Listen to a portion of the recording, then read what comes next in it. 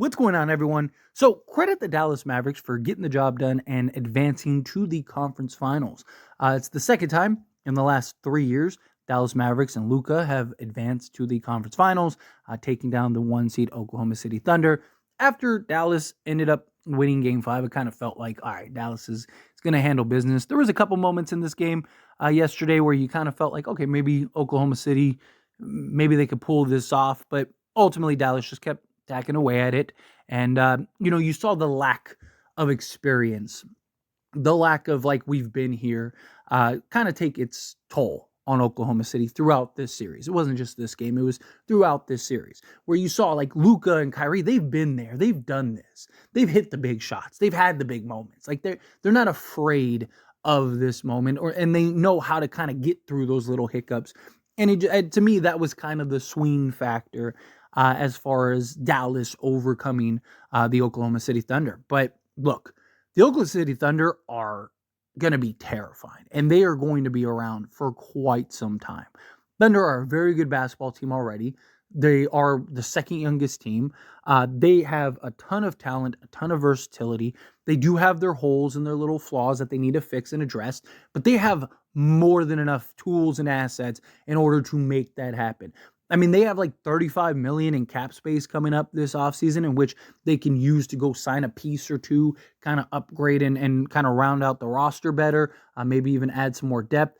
The biggest thing they need is some size, right? Like that's kind of their biggest problem is just the lack of size, right? Like Chet, he's amazing, he's fantastic, but kind of feels more of like a 4 than a 5, and a guy that like in spots you can put at the 5, but they need to get some bigger bodies in there that can help rebound and kind of be an interior deterrent, just kind of allow people not to just run to the rim at times.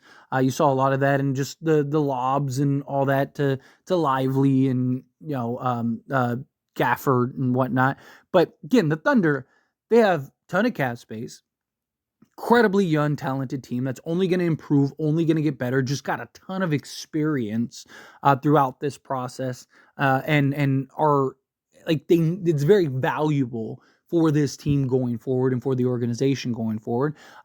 You're in a position to where it kind of feels like, you like, yes, you want to be patient and you kind of want to let the cards play themselves out, and next year maybe you get into the conference finals, and then the next year you get to the NBA finals, kind of like what happened with the first Oklahoma City team with James Harden, Russell Westbrook, Kevin Durant, where they ended up making the mistake with James Harden, where it felt like that was a team that you could see on the trajectory to win an NBA championship. Kind of feel like that with this Thunder team. Like this Thunder team, if they kind of stay the course, this is a team that could be on the trajectory to go win that NBA championship. And you saw with the Thunder team with Kevin Durant, Russell Westbrook, James Harden. It's like, one first year they missed the playoffs, then they make the first round, then they make the second round, then the third, then the fourth, and it was like, okay, they're going to get over the hump. And then they allowed things to fall apart, where right now I feel like there is this argument of like, you have all this cap space, you have this talent, you have Chet who's on this rookie deal. Like, do you kind of go make that big push now? Right? I mean, the Thunder have so many assets, right? Now they have like 27 or something like that, like first round picks that are tradable. Like they have more of an abundance that at some point they're gonna have to make a push, period. Right? They're gonna have to do something eventually or consolidate picks or whatever, because they have too much to where something has to happen, right? You're not gonna have 50 rookie. You can't even have that many players on your roster, right? So they're not in a position where they have to, like, this offseason, you have to go get a Joel Embiid and whatnot. Like, no, like they can kind of just add the various pieces and continue to be patient. But I do think that there is this sense of like, if you can find the complementary pieces now, go get those complementary pieces. And again, like you could go kind of the veteran star route. I think they need to get a couple more adults on the Thunder. And I don't necessarily mean that it has to be like a star, right? Like, but like there have been murmurs and words of like, Paul George, right? Like, I don't hate that idea. Like bringing him in, because again, he he's not a number one guy, right? He's supposed to be this number two guy. And I know that people have concerns about the pandemic P, playoff P, just disappearing act at times. But also he wouldn't be the number one guy, right? He would essentially be the third guy behind SGA and Chet. So Paul George as like your third guy on any given night could be terrifying. But it's more so just like the veteranness, the leadership, the guy that has been there. Right? I mean, he hasn't like won a championship or anything like that, but he has been in these playoff battles. He's been the guy on a team in Indiana and has been one of the guys on a team. And it's familiar with Oklahoma City and whatnot. Now, I do think he ends up going to the Sixers, if I'm being honest, but kind of that idea of like, and it could be to a smaller scale, right? Like, look at Denver, right? And like Denver, obviously, like Jokic and Murray and stuff, like those guys are a little older in KCP and stuff. But, you saw last year the impact that, a Jeff Green had, right? Like these veteran guys, like, every team that has success and wins a championship usually has, a veteran or two that's just kind of like the adult in the locker room. And then especially with a team like the Thunder who are so young, it's like, I think having that adult would go a very long way. And now if you could get that kind of adult star, like that guy that could come in, even like a DeMar DeRozan, I think could be very helpful. And the Thunder kind of have the pieces that, could complement like a DeMar. Again, just names that are available currently that I think could come in and kind of have that impact, but also give you that guy that can be that other complement to SGA, where he's not going to come in and his light's going to shine so bright it's going to overtake SGA, right? Like, you don't want to take away from SGA. You don't want to take away from Chet. You want to kind of bring somebody in that can have that impact and kind of help those guys and take pressure off of those guys, kind of be the veteran, kind of be the guy in the locker room, but also be a guy that, that can hit the big shots and have big moments, right? That's why like somebody like a DeMar DeRozan, like, yes, some people might be thinking like he's older, but it's like the Thunder kind of need that.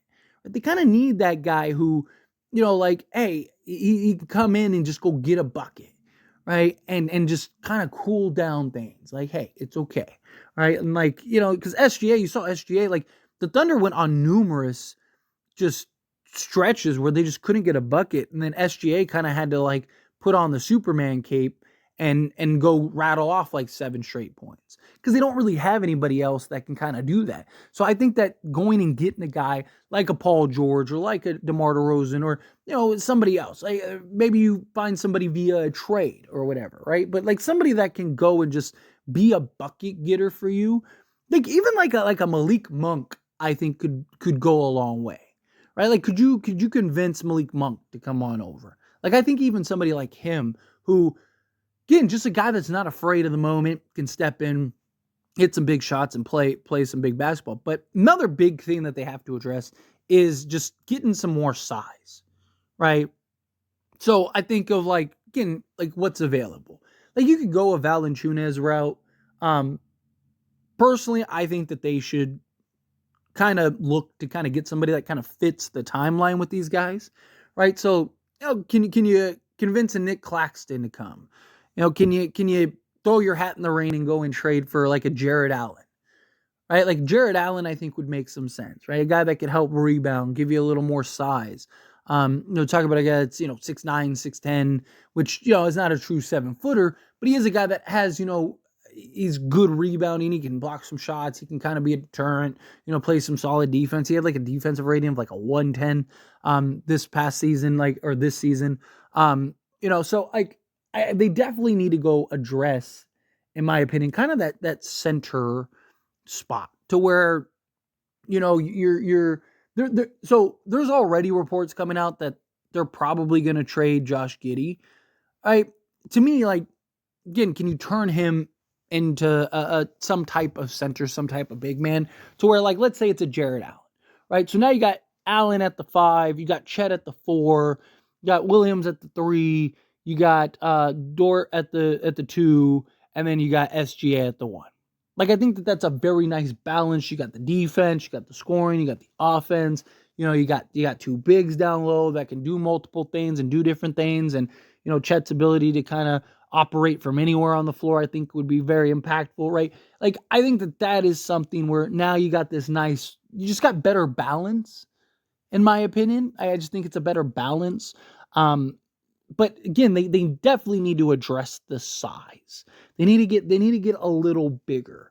But like, to me, it's like the beauty that the Thunder have and the position that the Thunder are in, they have so much like flexibility and so many different ways to achieve what they need to achieve because they've kind of done everything perfectly, right? Like, Sam Presti's done an excellent job thus far. They hit right in the draft. They hit right in a trade with an SGA, which would be funny because the Paul George trade is what led to you landing SGA. So it'd be kind of funny if Paul George ended up coming back to the Thunder. Right? It's kind of like this full circle thing. But, just you got your two stars, right? You got your two key pieces in SGA and Chet, who just got a ton of really good experience and a ton of really good just situational just achievement, right? Like, they were able to kind of, like, this is going to go a long way for them and their careers, and they're just going to be better next year. And Chet especially, right? This was his rookie season. Like, he's only going to get better. So, again, like, you have your 1-2 punch.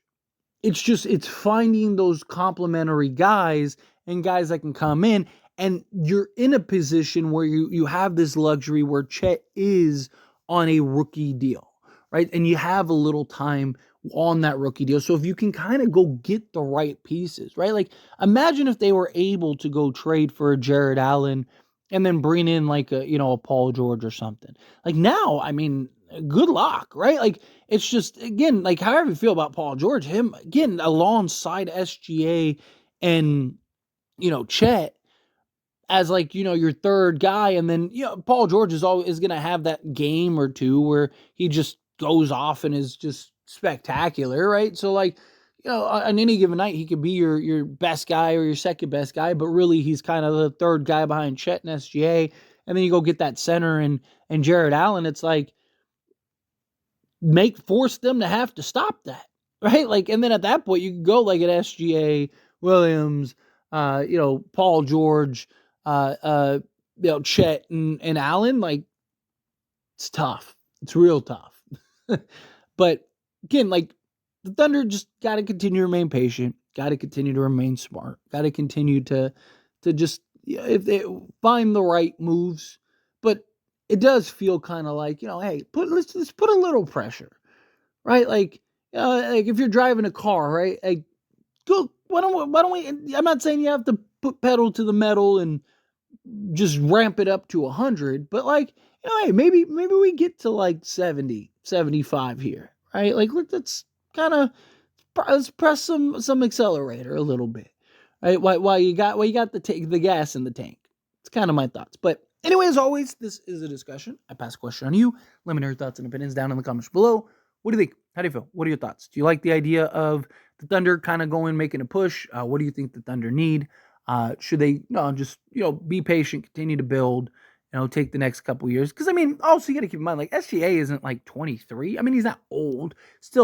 He's still you're gonna be in good shape with him for the next probably 5+ years. But the idea for the Thunder, like, is to win multiple. Can you win 2, 3, 4, 5 championships?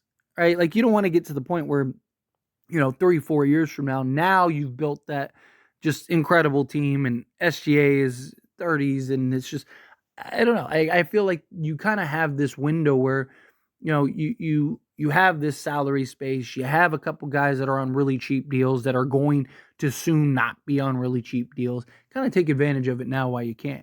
But again, I feel whatever your thoughts are. Love to hear it. Let me know down in the comments below. That being said, if you haven't liked this video, hit that like button. Helps me a lot, so we enjoy these types of videos, and I truly appreciate it. Not subscribe to the channel, hit that subscribe button, turn on the bell notifications. Appreciate y'all. See you in the next one. Thank you.